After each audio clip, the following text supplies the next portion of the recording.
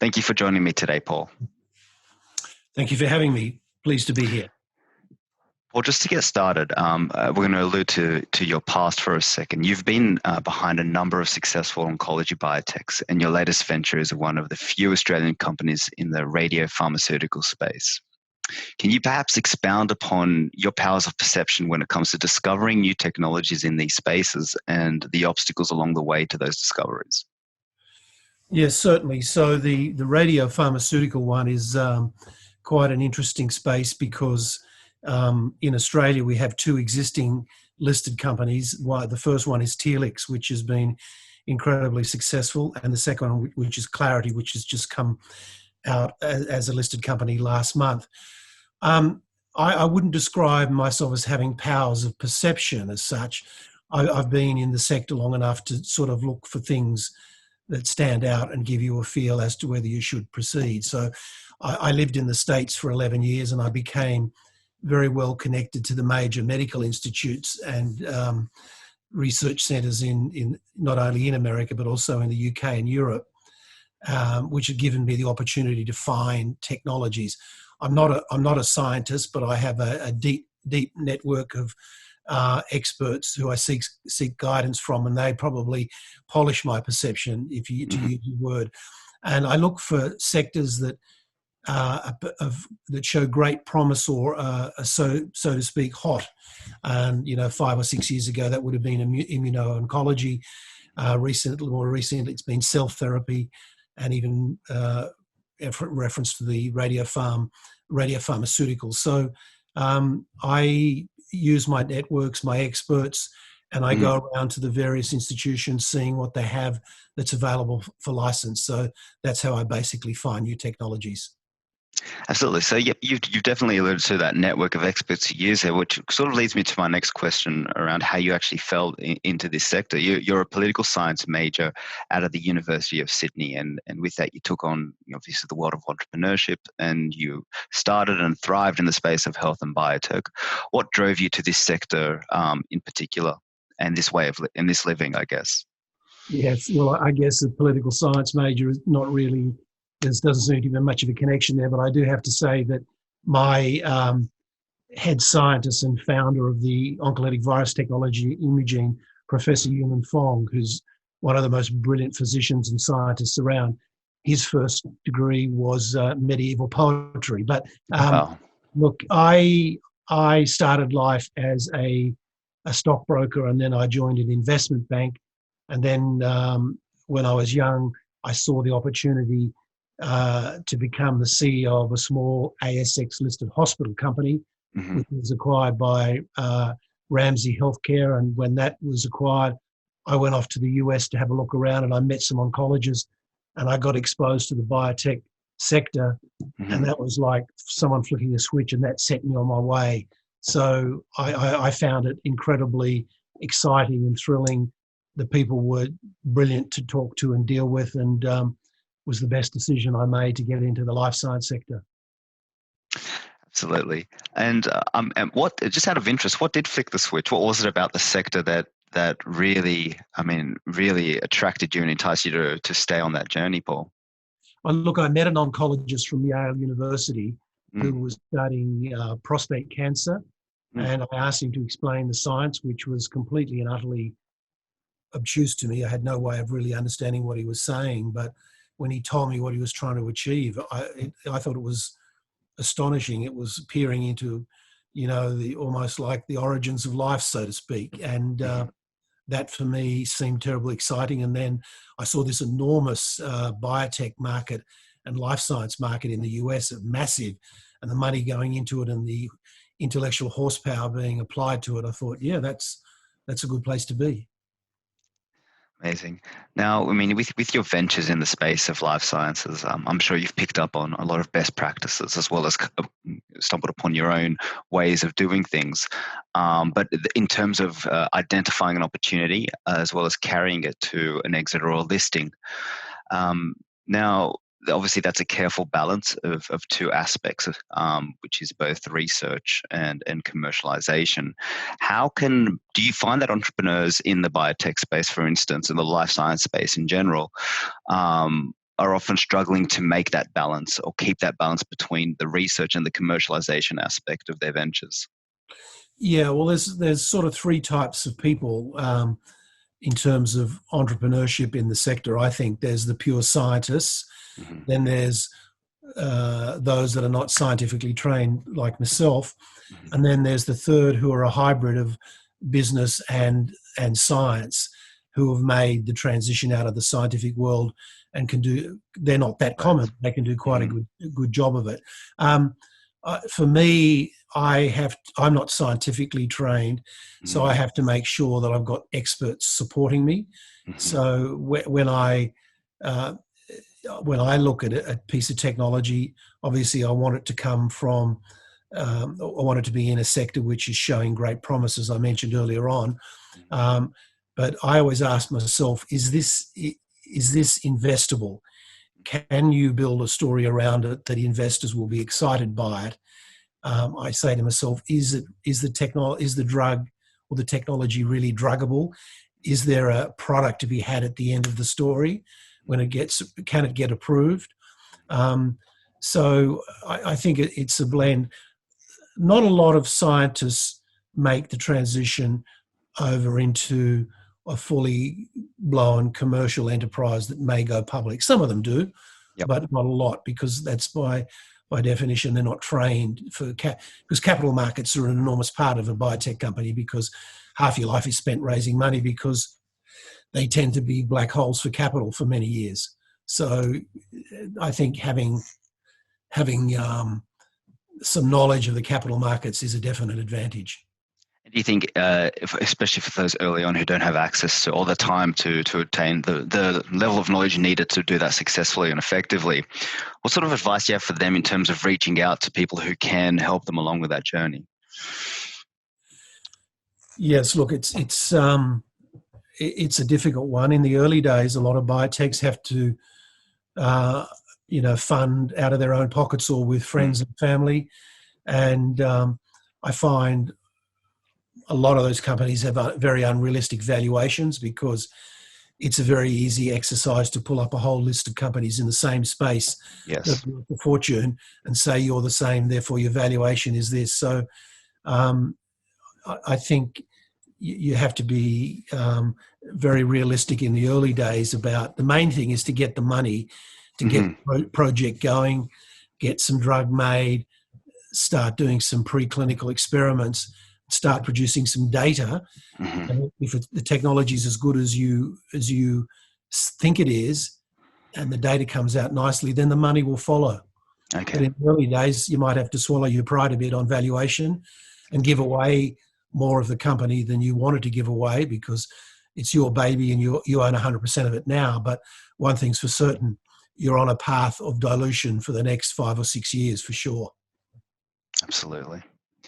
So, in one of your past interviews, Paul, you mentioned that the VC ecosystem isn't perhaps deep enough to support many early stage biotechs in Australia.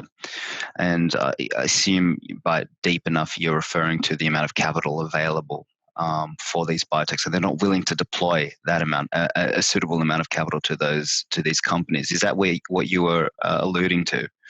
A little. I think, look, unlike the US and Europe, biotech is not yet an established asset class in Australia. It's getting there. And the number of life science funds or hedge funds that are buying biotech equities is certainly going up. I mean, compared to 5 years ago, there's substantially more interest in the sector. But and the VC sector, though, is not anywhere near the size as one might expect. It's growing. I mean, one wag said to me once, well, all the adventure has gone out of the venture capital Mm. community in Australia, because they're very cautious and they take a long time to make up their mind. We don't have very many dedicated life science analysts, for example, in Australia. There's a lot of analysts working for brokers and banks that are actually not scientifically trained, but they are writing research on life science and biotech companies. So um, there is money here. There's no doubt about that. But the VC system is still growing. Absolutely. And so I guess that prompts someone who is starting on their journey and looking to raise capital to look beyond Australia. Is that what you would suggest? Because if there is that gap in capital, a lot of good ideas may go, to this mass graveyard if they're not, I guess, number one, effectively communicated to the investor market. And even if they are effectively communicated, there's a lack of interest in the Australian market. So are you seeing a lot of that going offshore from I guess, the top research entities here in Australia? Well, look, if you're a small startup, private biotech, the chances of getting funded out of the US, in my experience, in my opinion, are pretty close to zero. I'm not saying it doesn't happen, but it's uncommon. If you're a small listed biotech company, sub 100 million, you're a micro cap company, and that's also pretty tough. Because you've got to think that someone deploys 2 or 3 million as an investment in you, and your daily trading's $30,000 or $40,000 worth of stock. How do they ever get out of it? It would take them forever. So the market for both the investor appetite in the US for private and small publicly traded biotechs out of Australia is a tough one. I mean, I'm not saying you shouldn't go, because I have gone over the years to every VC under the sun and to all the investor conferences and that. I think it's worth pitching at them and being there and asking them to take a meeting.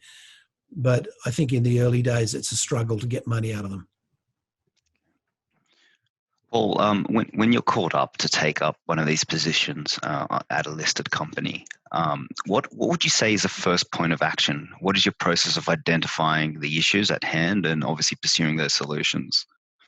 Right. Well, I generally don't take positions on listed companies that I don't have a major interest in. But, where I have in the past, those sort of things you just asked me, you should, just as a matter of due diligence, you should have already sorted those out. So, I mean, the process of taking a board position, I think, or the decision to take a board position on a listed company is a serious one.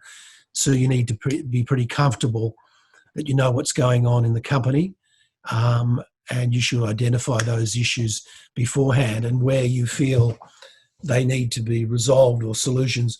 My advice would be you probably should sort that out with the chairman of the company before you join, because you might find there's not a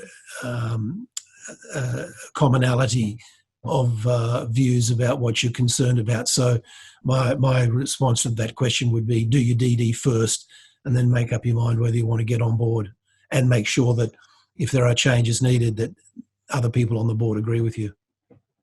Excellent. Well, it brings me to the next point. So you, as you mentioned, you are the founder and you have an interest in these companies. You are the founder and have been the executive chairman of 3 life science companies listed on the ASX currently. You're the founder of Imugene, now known as the largest biotech in Australia.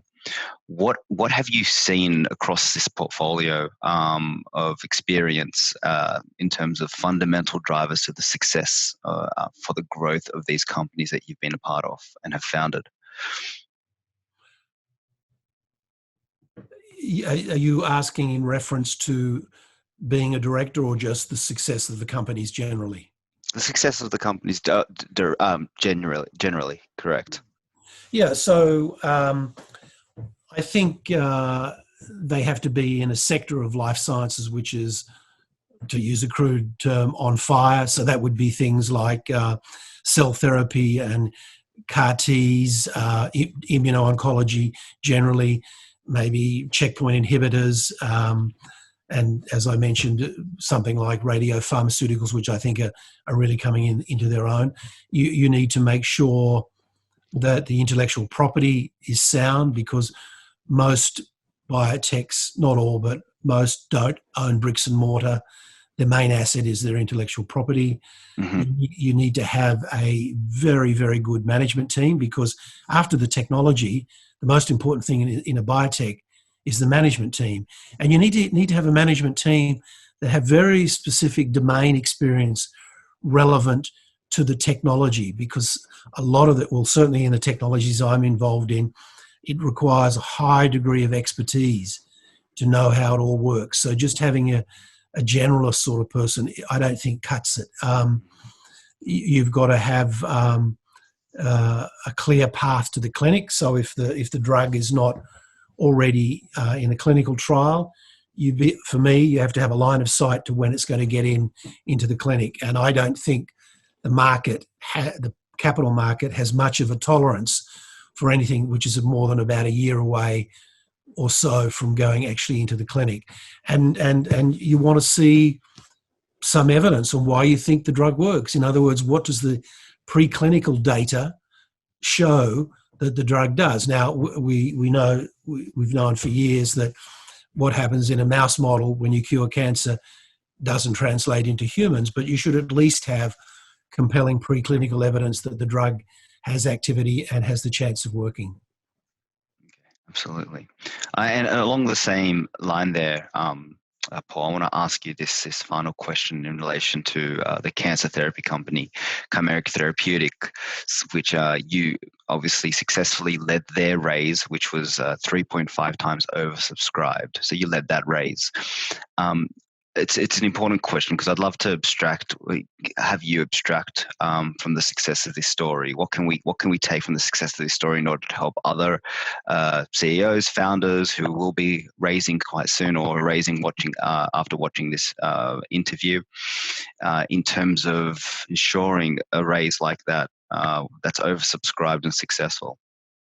Yeah, look, I was lucky that I was able to acquire the technology from a leading cancer center in the US called City of Hope. Mm-hmm.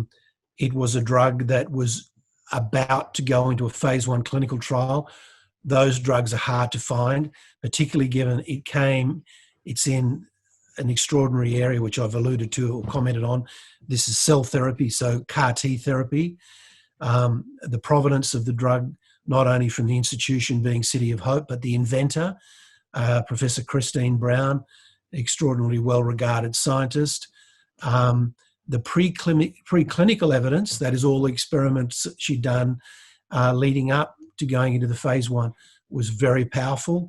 The drug had good IP. The drug had already been sent to the data package had already been sent to the FDA to get an IND, which is the regulatory instrument that allows you to run a clinical trial. And then on top of that, I was able to poach the chief medical officer from Legend, which was the largest biotech IPO on NASDAQ last year. I was able to poach the chief commercial officer out of Kite, which is arguably the most successful CAR T company in the world.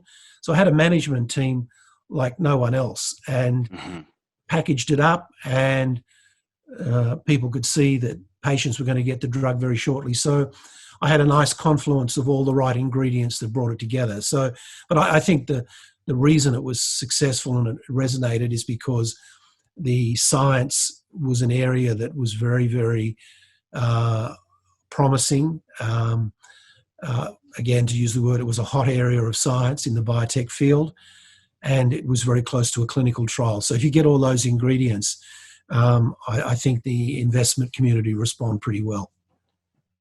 Absolutely. It goes to what you were saying before about getting the right components and the right story to tell the investor community as well. And it seems like all those factors were there. Well, Paul, thank you so much for joining me today. And hopefully we can talk again in the future, and best of luck with your ventures. Thank you very much for your time. Thanks.